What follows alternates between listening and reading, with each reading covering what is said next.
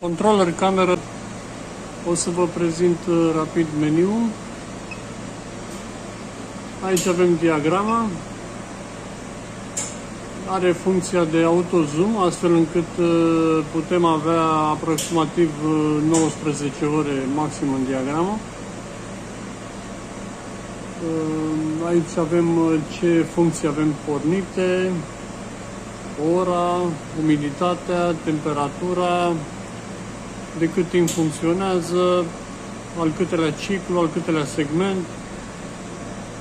Putem seta temperatura, parametrii,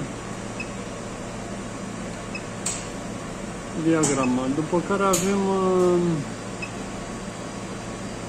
schematic. Aici sunt toate componentele camerei climatice. Putem pune pe automat, pe on, pe off, oricare din elemente. Dacă punem unul din ele pe manual, apare aici un semn, ne spune că avem ceva pe manual, putem apăsa și trecem totul pe automat. Aici e vaporizatorul, avem electrovalva și senzorul de nivel. Trecem pe diagramă, mergem în meniu și aici avem programele. Putem avea două segmente, putem repeta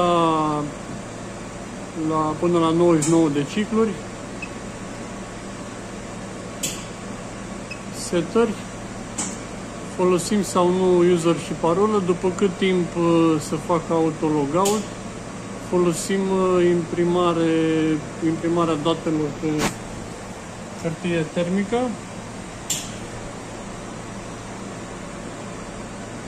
La câte minute să facă printul, folosim logarea pe cardul SD. La câte minute să facă logul pe cardul SD. La câte secunde să afișeze o alarmă, dacă folosim umiditatea.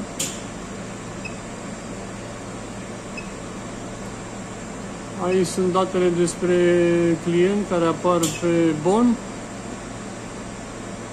Aici avem alți parametri, dacă folosim serverul NTP pentru ceas, dacă folosim cloud-ul pentru stocare de date, al câtelea ciclu este.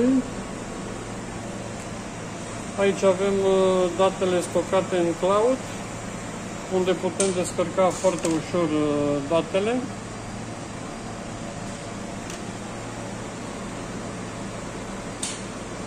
Revenim la meniu, parametrii despre temperatură, offset, high limit pentru alarmă, pentru control, parametrii PID pentru umiditate,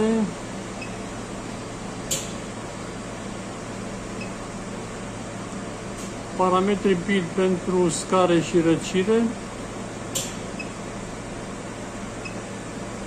parametrii, deci aici avem user, o listă de user, putem adăuga, putem edita, putem șterge user, sunt pe 3 nivele.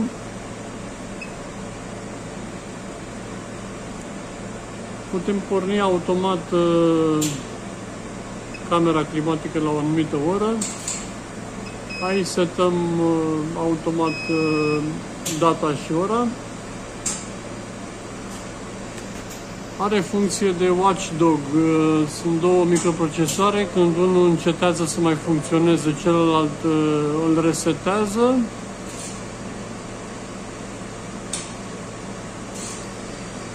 Și cam asta e.